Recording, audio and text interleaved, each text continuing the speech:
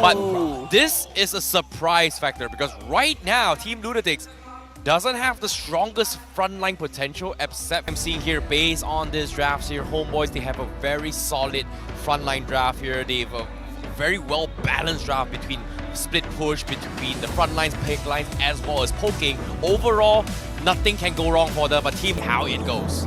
Ladies and gentlemen, welcome to the land of dawn for the first time here in week 1, day 3. It's going to be the Homebois on the blue side coming off a stellar victory against RSGMY versus Team Lunatix on the red side, currently searching for their first victory of the season. Now, I'm really worried about this here because, like, Team Lunatix, they're playing on very, very thin waters. Or like on thin ice, sorry, not waters. Thin ice, dangerous waters. Same thing. And it feels like their win condition is solely on just snowballing the early stage. Okay, we know how strong Cho is now pre-4 because of the XP deprivation changes into the patch. But besides that, if you're not owning really, really hard, I feel like Lunatix is always going to be running away from Homebois every single time unless they get an isolated pickoff. But that is kind of how the lineup works in the first place, right? They want to run. They just don't want to fight the Homebois until it's on their turf. This is why you have the Joe. This is why you have the Kaja. They just catch someone out, set up for Yuna to start getting kills, and it's going to be great. We already see Zakas being able to harass Chibi, force him to use the retreat kind of early, though I don't think it's going to matter too much since the turtle is going to be up very soon.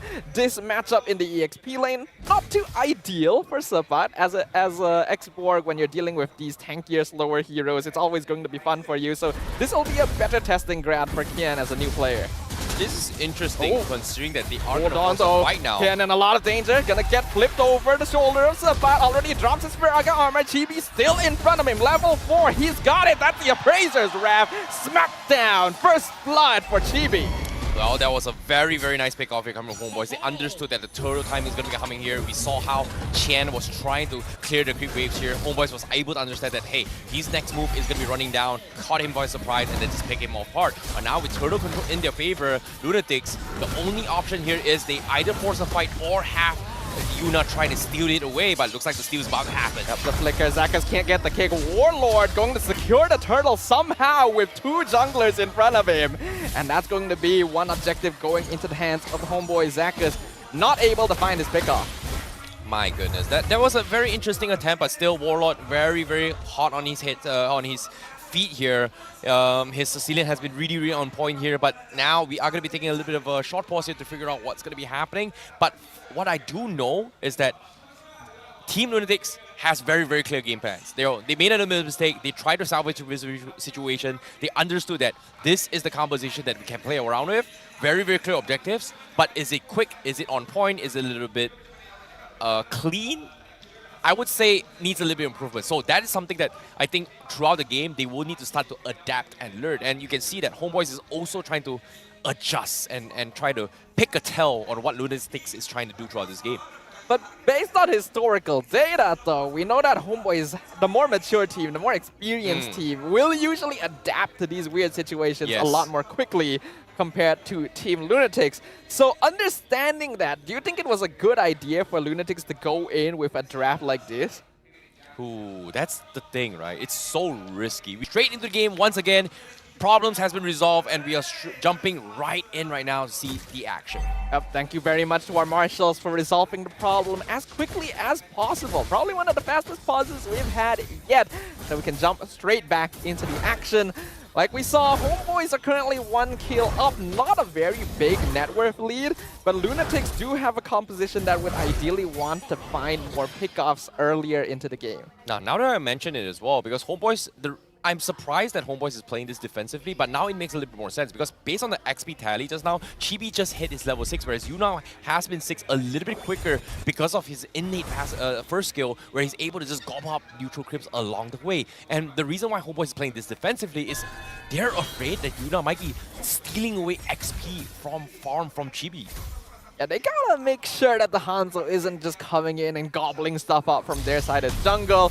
TV though trying to make an engagement, sets up the stun into the hook, into the Bloody Hunt. Esha gonna be removed from the Land of Dawn before he has a chance to do anything. Yeah, that's the problem about Team Lunatix's composition. They're playing a 1-1-3 right from the get-go, means that early pressure is pretty hard to actually get some sort of pick-off, especially when Dato is going to be playing on the goal lane here. They need Dato to be a little bit more aggressive, and Asia and Zakas hasn't been able to set up for this kind of plays, considering how difficult it is that based on Homebois' composition.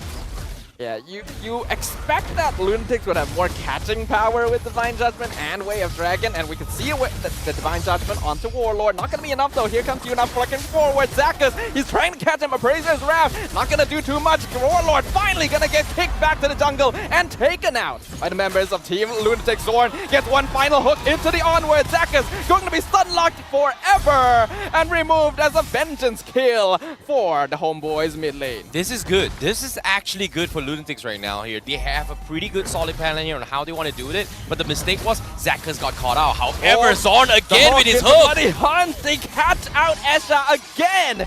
Killing spree for Chibi on the Brethren. Yuna looking for something. Seppat dropping real low. Kian losing his Viraga armor. Seppat going to be able to get immortality actually just in time, so he will survive that. As Zeto drops to half HP, Lunatix may have to back this off. Zakas gonna get hooked forward. Seppat into the onward. Zakas cannot find his kick. Rizal secures the kill on the Lunatix roam.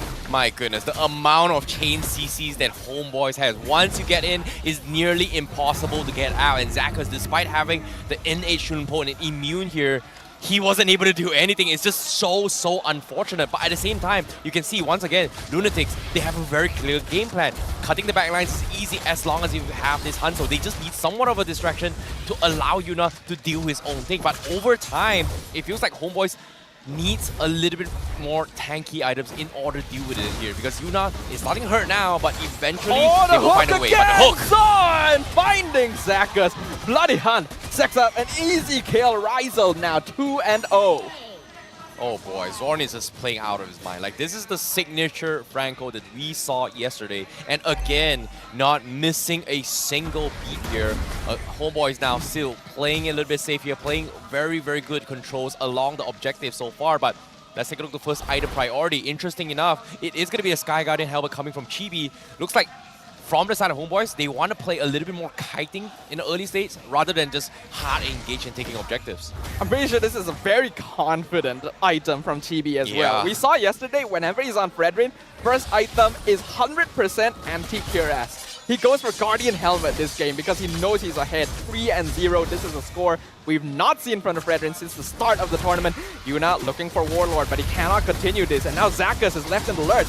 Forced the flicker out to safety from 4 members of the Homebois. Yeah, the amount of poke that Team Lunatix can do only so much unless Qian starts to build up his items here. And Ice Queen's one coming in here and there. They still need somewhat of a damage to actually deal with all these chunky bursts. But in this case, Qian is going to get caught out. Yeah, gonna be knocked up by the Earth Shatter. Bigarga armor already gone. 3 members of the Homebois wailing down on the new EXP laner for Lunatix. And he stands no chance. Zorn currently with a 45% hook rate accuracy. Yep, and the middle lane as well, we can see Yuna also using his ultimate here to actually break the, to go in for a little bit of rat here, but the hook once again from Zorn, my goodness. That's gross into the Bennett's Rage. Esha, there is no chance. Rizal killing spree. Homebois are in full control, and Zorn raises his hook rate by another 5%. Is that 50% hit rate? It felt like 100% to be honest. Every single time it zooms in, boom, he got a hook.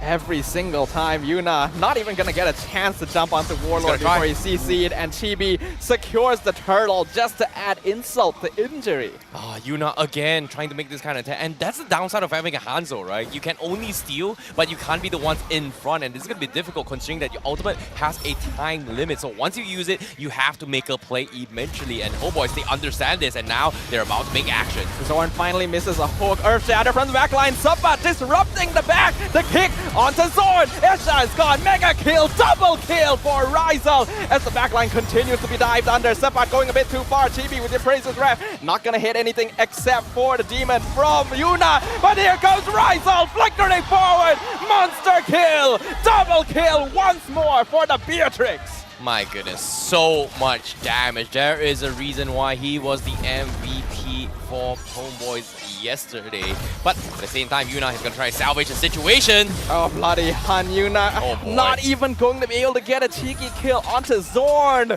who's able to recall back with the tiniest sliver of HP. Let's have a look at that instant replay. Oh, this replay here was just absolutely chaotic because the moment Lunatix clumped up together, Homeboys knew for a fact that they have so much damage and tanky ability to actually dive the back lines. And to top it off guard, Chibi was able to hit a big fat appraisal draft and the entire 3-man roster that's doing damage from beside Lunatix, and there was just nothing they could have done about it.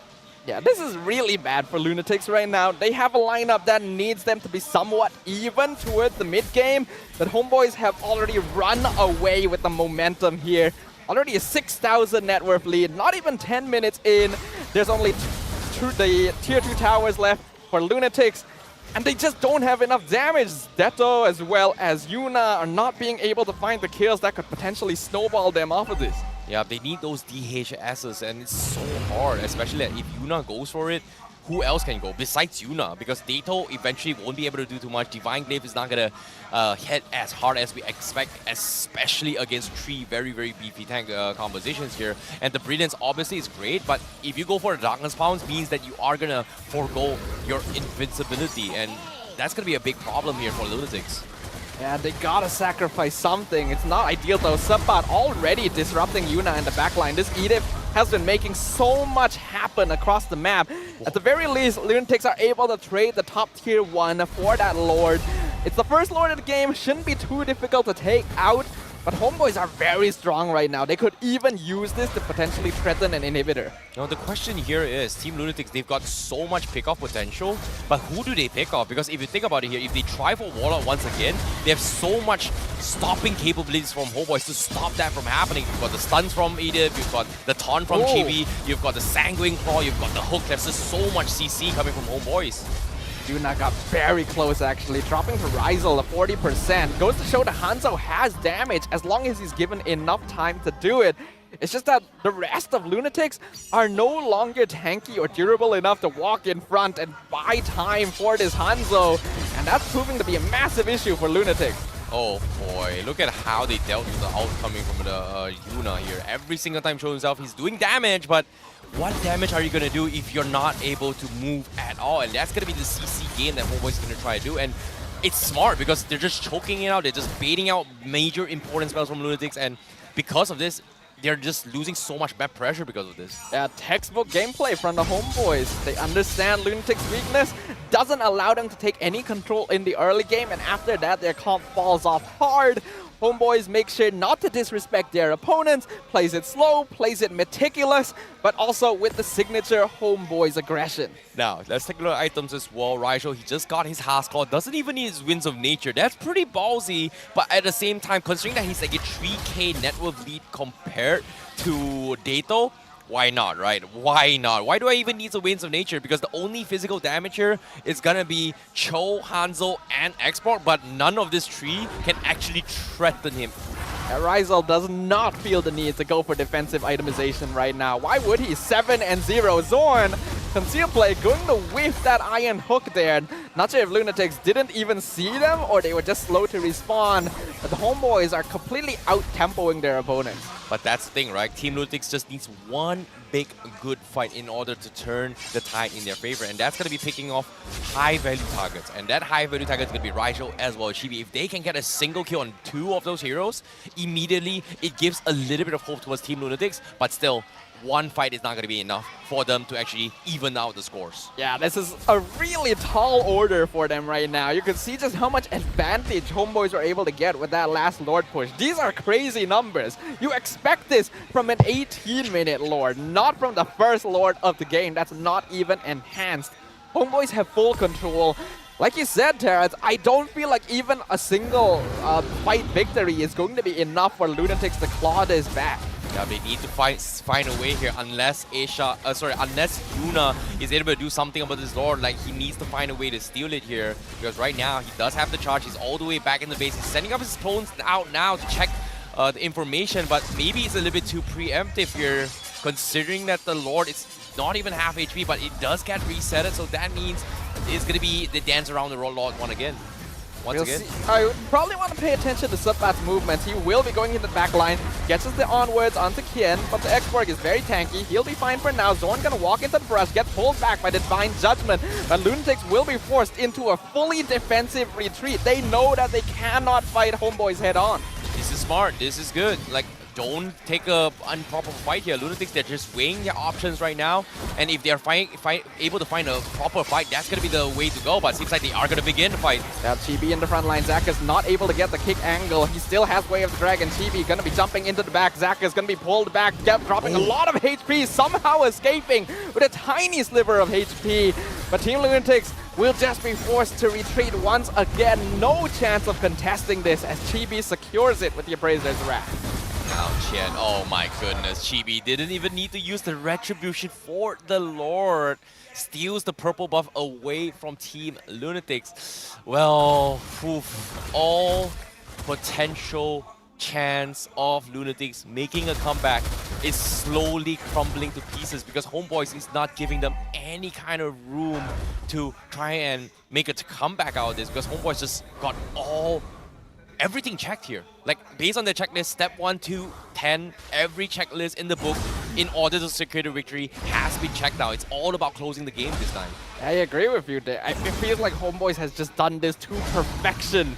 This is a team that's very experienced, very confident, and now they're going to be even more confident as the Luminous Lord going to be crashing into the mid inhibitor, doing a good amount of damage. Yuna's Spirit not even going to last very long.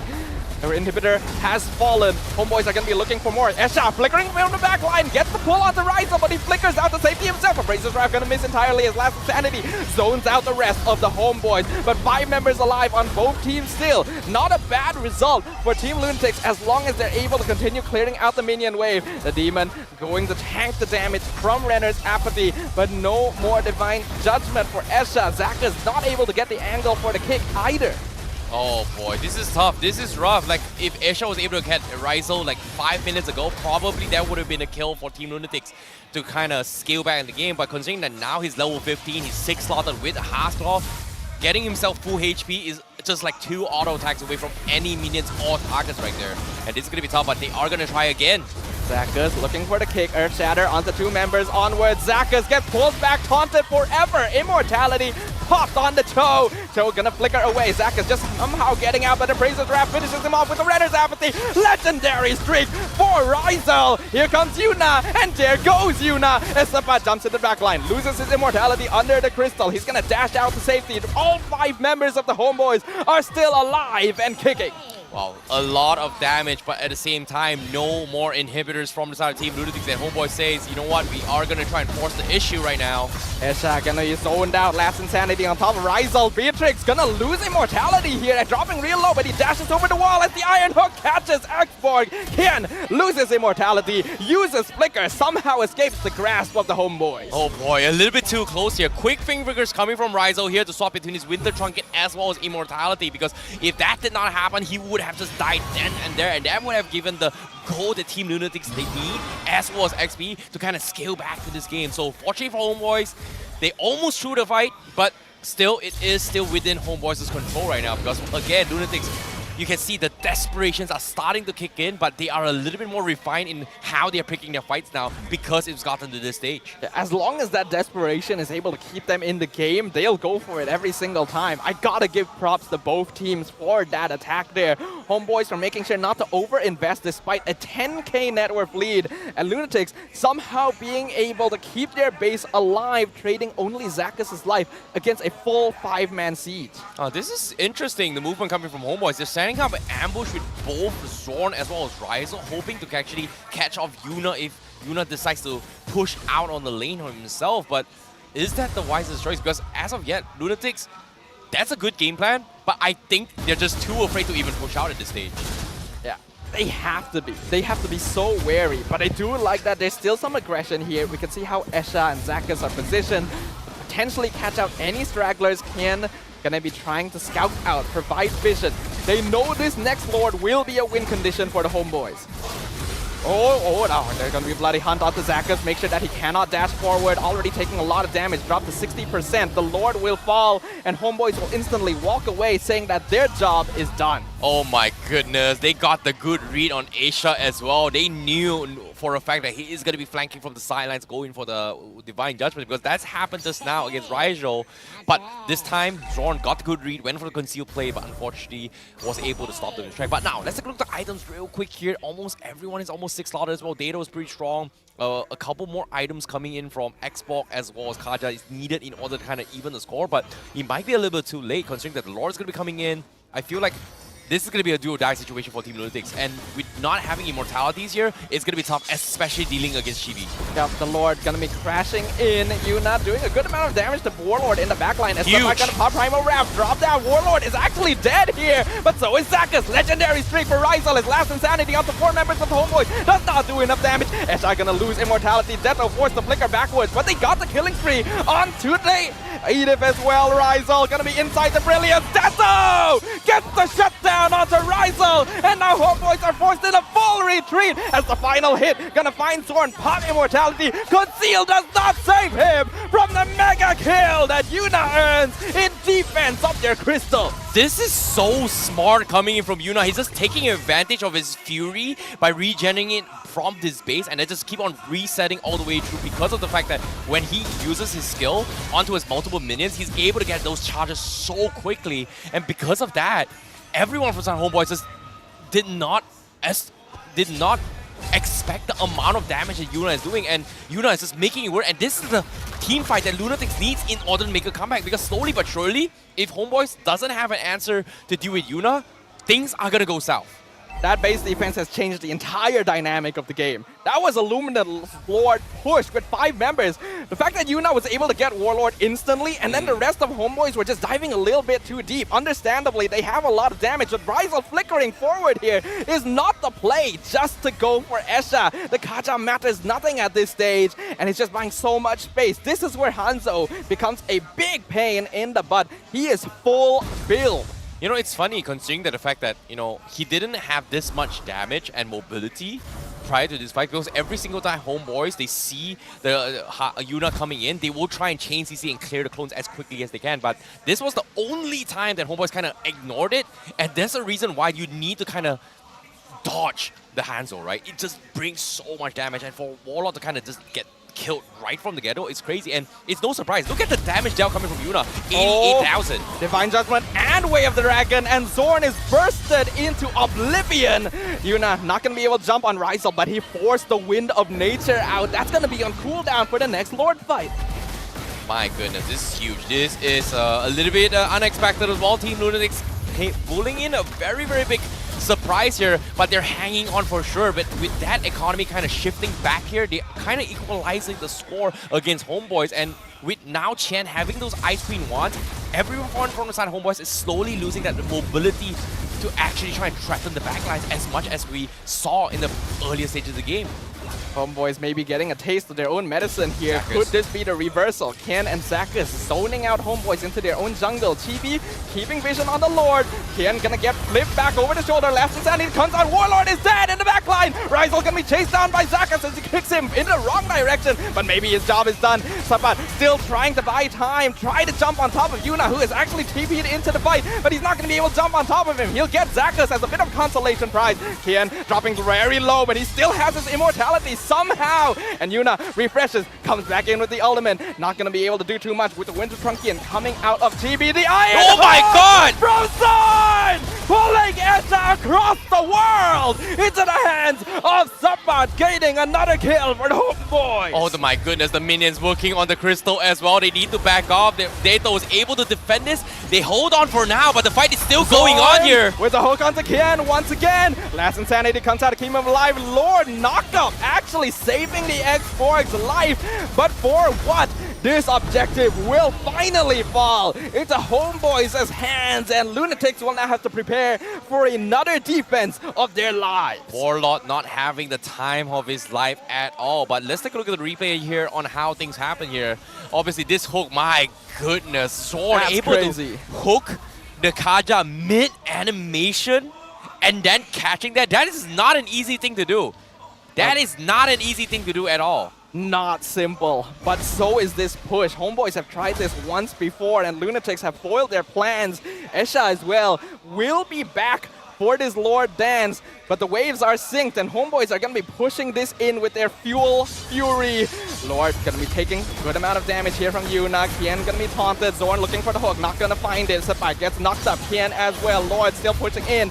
Very healthy, 50% HP. They're going to pop the immortality on the GB as Last Insanity applies slow to the entire team of Homeboys, and Kian gets the shutdown. Zakas with the way of the dragon kicking Rizal into the Divine Judgment. Immortality pops. Rizal is dead. Yuna with the unstoppable streak in defense of their crystal. Homeboys fails again. Again, Yuna is just so damn annoying. This defense coming in from Lunatix is just crazy. The turtle defense coming in is just insane because of the fact that they've got so much dodge capabilities here. Brilliance from Dato to buy time, Firaga armor to buy time, and as long as all this time is being bought here, it allows Yuna to keep on resetting his ultimate here, and eventually Homeboys needs to find a way to deal with it, and because of that, they're just getting completely demolished. And I did not expect this at all, but Homeboys, they're fumbling because of this. Now Zakas gets the kick once again onto Subbat, Way of the Dragon into the team. They get the hook onto him, but it's not going to be enough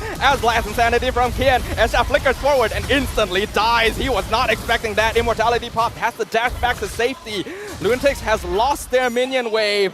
They get TV and Rizal, but it's still not going to be enough. I did not expect this at all, but Lunatix is pulling some really, really crazy pocket strategies.